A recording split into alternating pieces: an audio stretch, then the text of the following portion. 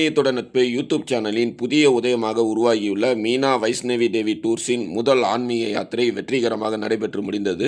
அதனைத் தொடர்ந்து மீனா வைஷ்ணவி தேவி டூர்ஸின் இரண்டாவது ஆன்மீக யாத்திரை ரத சப்தமியை முன்னிட்டு சப்த மாதர்கள் வழிபாடு செய்த 7 சிவாலயங்களை ஒரே நாளில் தரிசனம் செய்யும் பொழுது 7 ஜென்ம பாவங்கள் மற்றும் தோஷங்கள்லாம் நீங்கும் அப்படின்னு சொல்லி சித்தர்களோட கூற்றாக காணப்படுது. மேலும் சப்தமி திதியில் சப்த மாதர்கள் வழிபாடு செய்த 7 சிவாலயங்களை பெண்கள் வழிபாடு செய்யும் பொழுது தீர்க்க சுமங்கலி யோகம் கிடைக்கும் அப்படிங்கிறது நம்பிக்கை. மேலும் பெண்ணாக பிறந்த அனைவரும் வருடத்திற்கு ஒரு முறையாவது இந்த சப்த மாதர்கள் வழிபாடு செய்த 7 சிவாலயங்களை பெண்கள் தரிசனம் செய்யும் பொழுது அவங்கள் வாழ்வில் ஏற்படக்கூடிய இன்னல்கள் யாவும் நீங்கும்.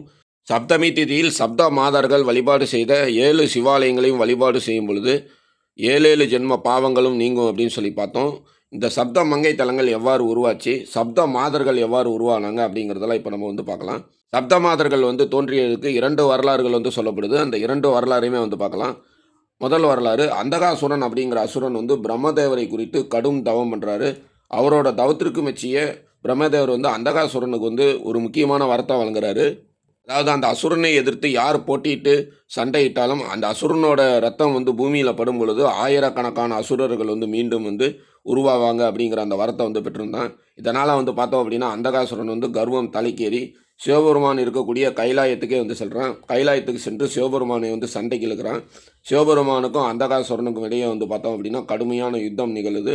யுத்தத்தில் அந்தகாசுரனோட உடம்புல இருந்து ரத்தம் கீழே சிந்த ஆயிரக்கணக்கான அசுரர்கள் சிவபெருமானோடு சேர்ந்து போரிடுறாங்க.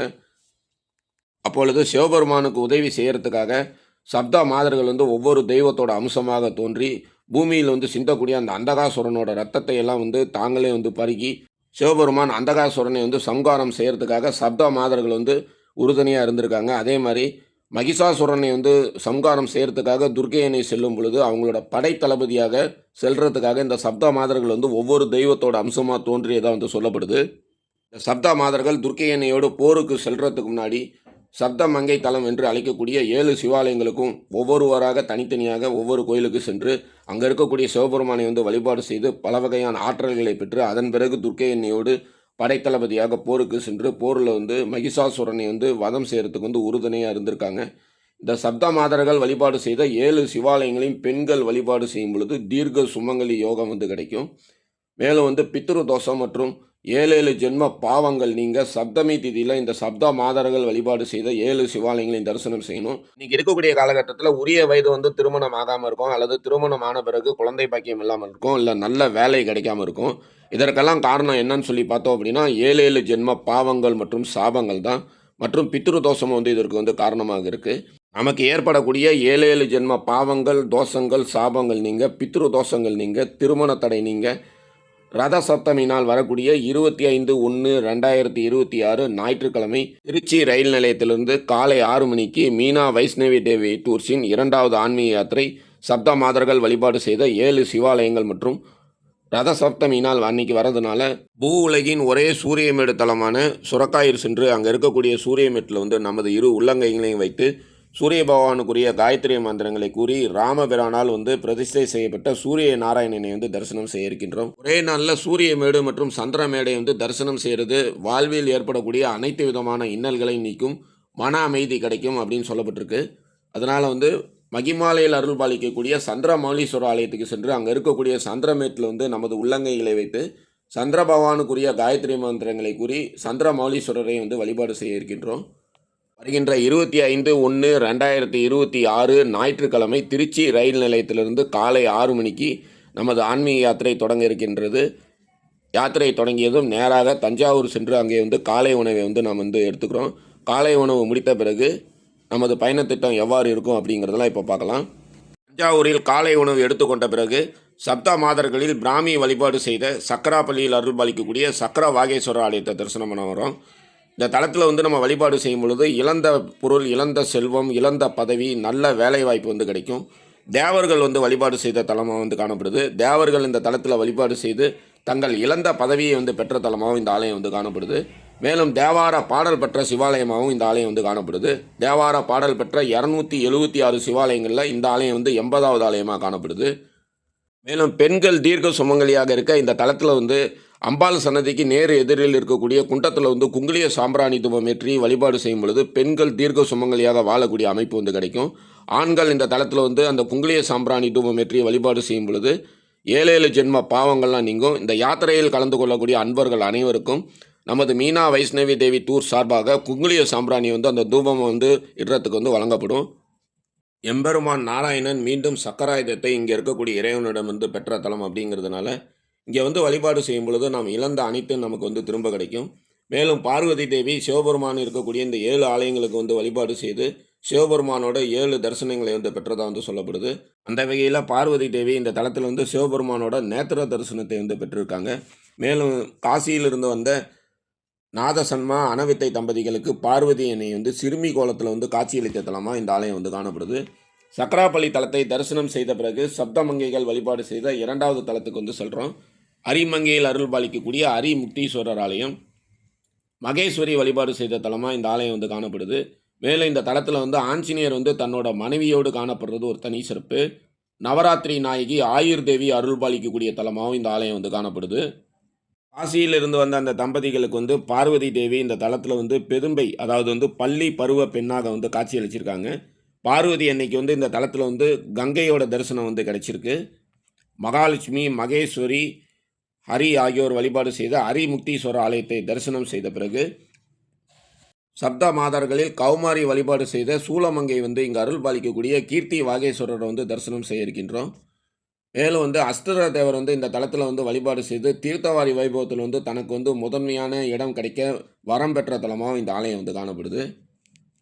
சப்தமங்கை வழிபாடு செய்த 7 சிவாலயங்களையும் வந்து நெய் தீபம் ஏற்றி வழிபாடு செய்யணும். ஒவ்வொரு தலத்திலையும் வந்து நம்ம வந்து நெய் தீபம் ஏற்றி வழிபாடு செய்யும் பொழுது 7 ஜென்ம பாவங்கள் மற்றும் சாபங்கள்லாம் நம்ம விட்டு நீங்கும். இந்த யாத்திரைக்கு வரக்கூடிய அன்பர்கள் தங்கள் கையில் வந்து விளக்கேற்றக்கூடிய அந்த நெய், திரி, சிட்டி ஆகியவெல்லாம் எடுத்து வந்துடுங்க. ஆலயம் இருக்கக்கூடிய பகுதி வந்து கிராமத்தில் இருக்கிறதுனால இந்த 7 ஆலயங்களை வந்து விளக்கேற்றுறதுக்கு வந்து தயாராக வருமாறு கேட்டுக்கொள்கிறோம். பார்வதி அன்னைக்கு இந்த தலத்தில் இருக்கக்கூடிய சிவபெருமான் வந்து சூலாயுதத்தை வந்து ஏந்தி வந்து காட்சியளிச்சிருக்காரு.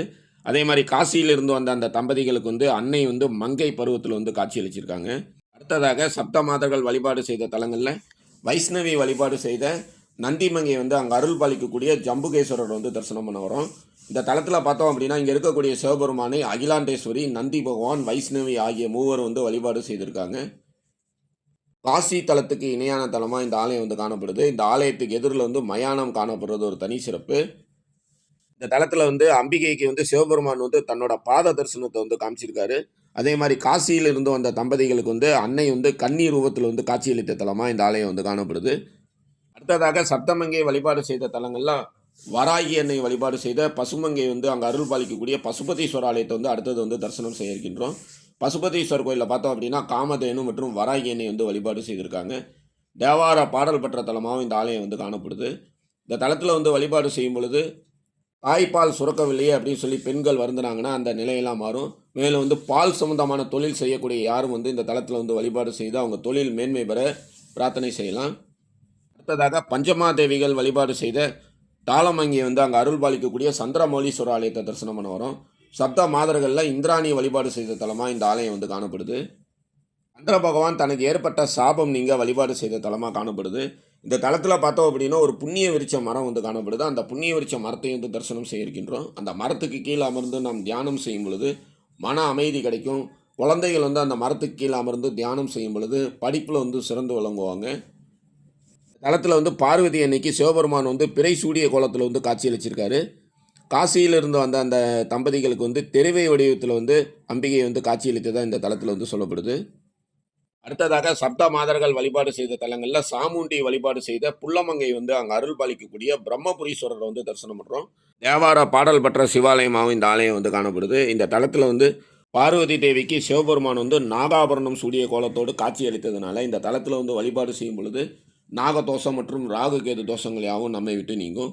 மேலும் வந்து காசியிலிருந்து வந்த அந்த தம்பதிகளுக்கு வந்து பார்வதி அன்னை வந்து பேரிளம் பெண்ணாக வந்து காட்சியளித்த தலமாக இந்த ஆலயம் வந்து காணப்படுது. சப்த மாதர்கள் வழிபாடு செய்த இந்த சப்த மங்கை தலங்களை தரிசனம் செய்த பிறகு ரத சப்தமியை முன்னிட்டு பூ உலகின் ஒரே சூரியமேடு தலமான சுரக்காயூர் சென்று ராமபிரானால் பிரதிஷ்டை செய்யப்பட்ட சூரிய நாராயணன் ஆலயத்தை தரிசனம் பண்ணுறோம். சூரிய மேட்டில் இருக்கக்கூடிய அந்த மேட்டில் வந்து நமது உள்ளங்கைகளை பதித்து சூரிய பகவானுக்குரிய காயத்ரி மந்திரங்கள்லாம் வந்து சொல்லி ராமரால் பிரதிஷ்டை செய்யப்பட்ட சூரிய நாராயணனை வந்து வழிபாடு செய்கிறோம்.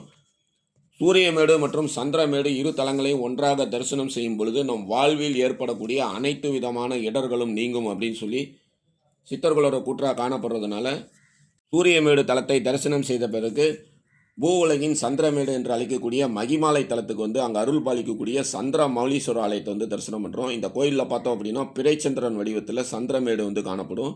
இந்த தலத்தில் வழிபாடு செய்து நமது யாத்திரையை வந்து நிறைவு செய்துக்கிறோம். மொத்தம் 10 ஆலயங்களை வந்து இந்த யாத்திரையில் வந்து நாம் வந்து தரிசனம் செய்ய இருக்கின்றோம். இந்த யாத்திரைக்கான கட்டணம் வந்து ரூபாய் 2000.